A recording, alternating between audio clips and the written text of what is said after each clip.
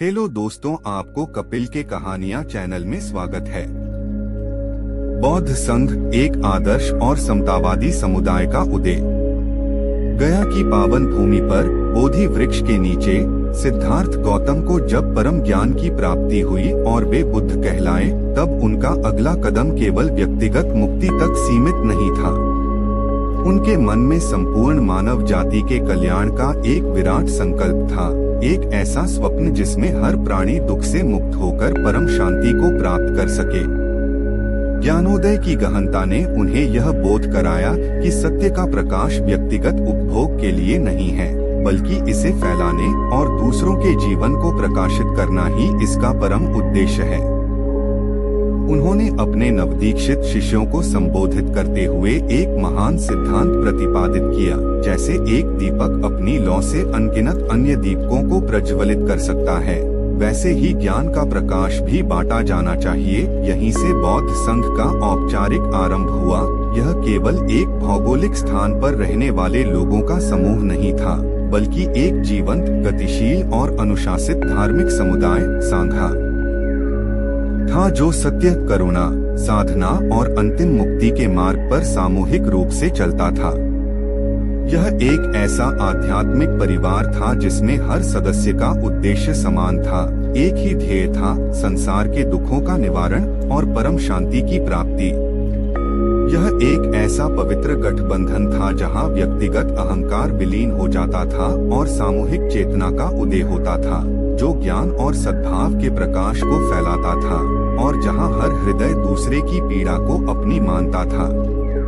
बुद्ध के पहले 5 शिष्य, जिन्हें पंचवर्गीय भिक्षु के नाम से जाना जाता है, उनके इस महान मिशन के प्रथम वाहक बने। ये वे शिष्य थे जिन्होंने बुद्ध के पहले उपदेशों को सुना और उनके बताए मार्ग पर चलने का दृढ़ संकल्प लिया।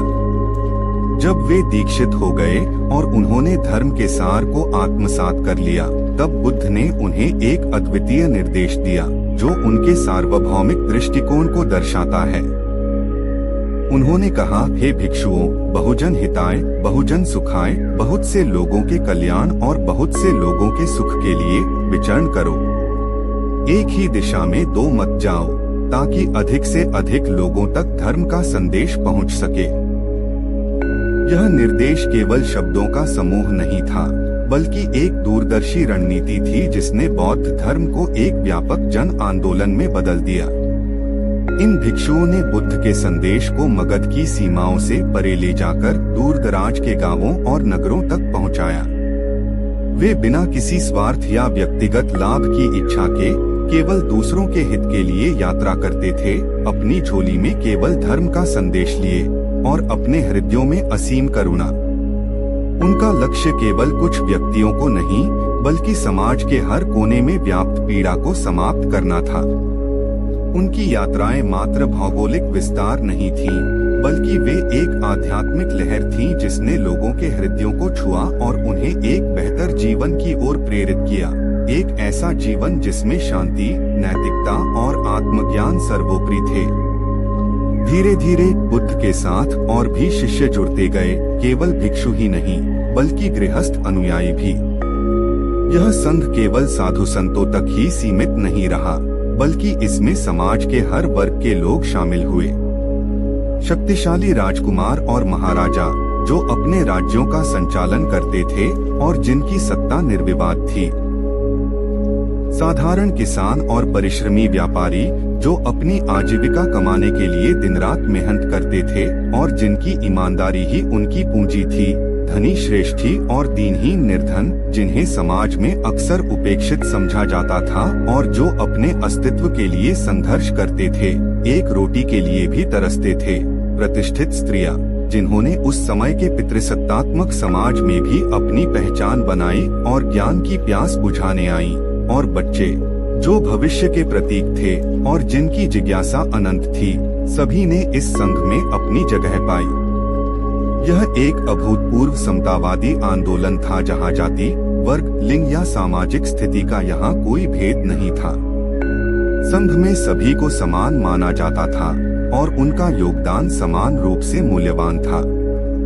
संघ ने यह सिद्ध कर दिया कि ज्ञान और आध्यात्मिकता किसी वर्ग विशेष की बपौती नहीं, बल्कि हर व्यक्ति का अधिकार है, चाहे उसकी पृष्ठभूमि कुछ भी हो। यह वह स्थान था जहां मनुष्य के भीतर की आंतरिक गरिमा को पहचान मिली और बाहरी भेदों को त्याग कर सभी एक समान मानवीयता के सूत्र में बंध गए।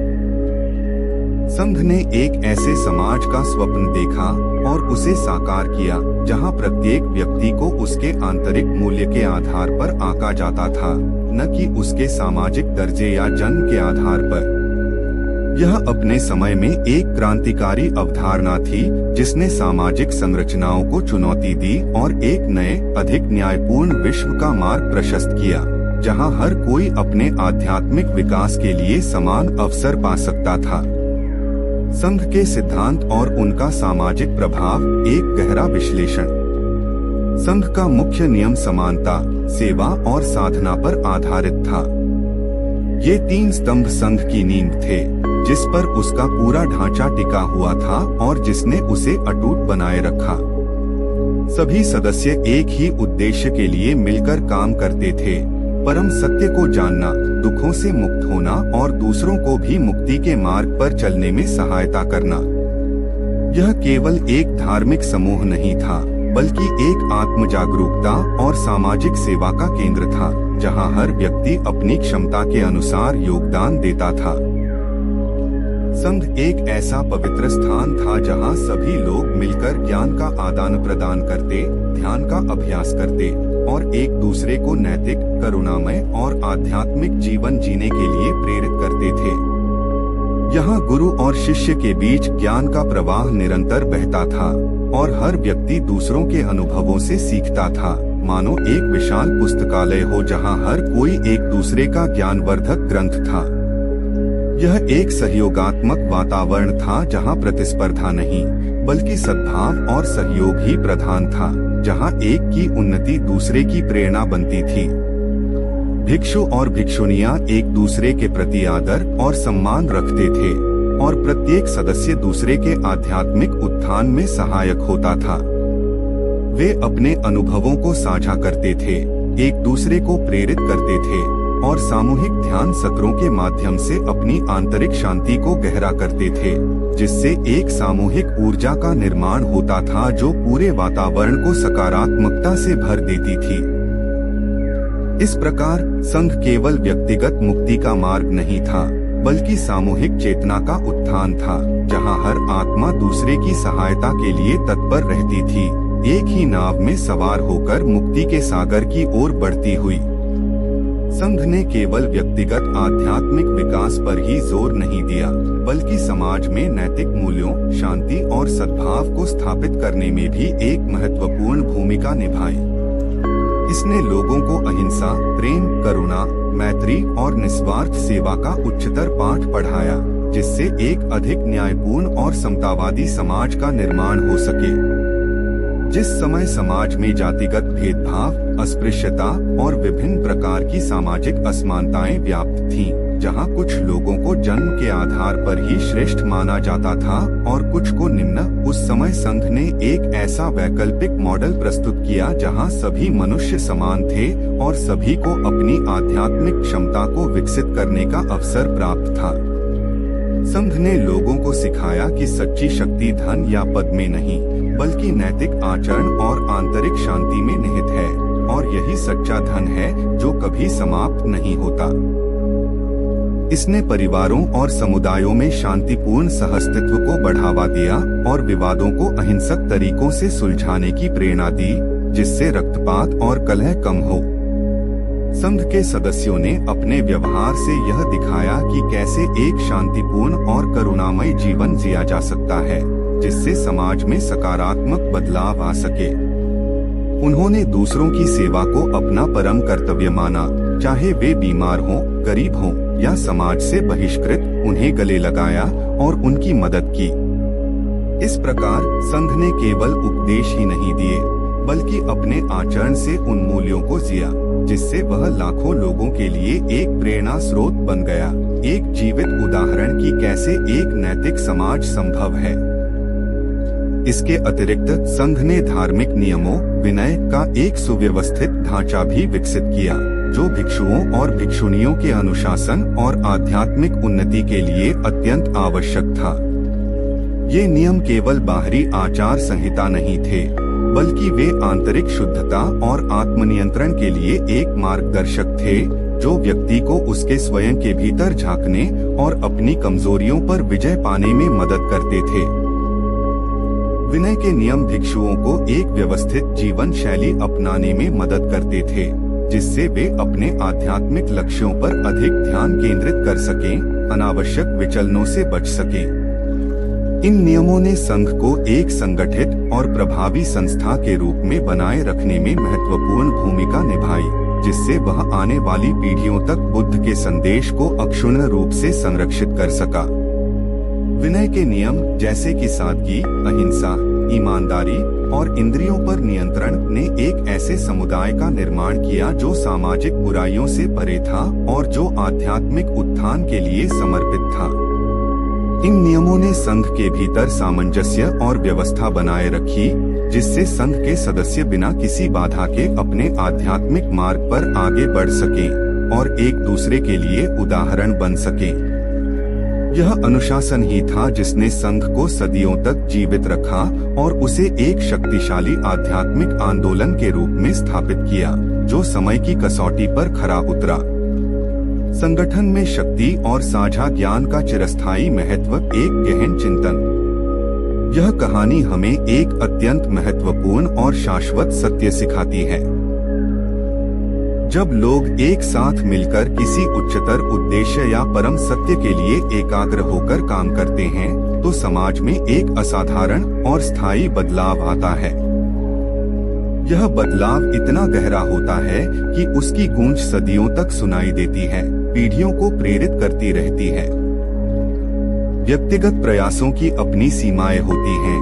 कोई व्यक्ति अकेला चलकर शायद कुछ दूरी तय कर ले या कुछ व्यक्तिगत लक्ष्यों को प्राप्त कर ले, लेकिन एक बड़े आंदोलन या व्यापक सामाजिक परिवर्तन के लिए संगठन में शक्ति अनिवार्य होती है। एक अकेला दीपक भले ही प्रकाश दे, लेकिन अनगिनत दीपकों का समूह मिलकर एक पूरे शहर को रोशन कर सकता है, अंधेरे को चीरकर हर कोने में उजाला फैला सकता है।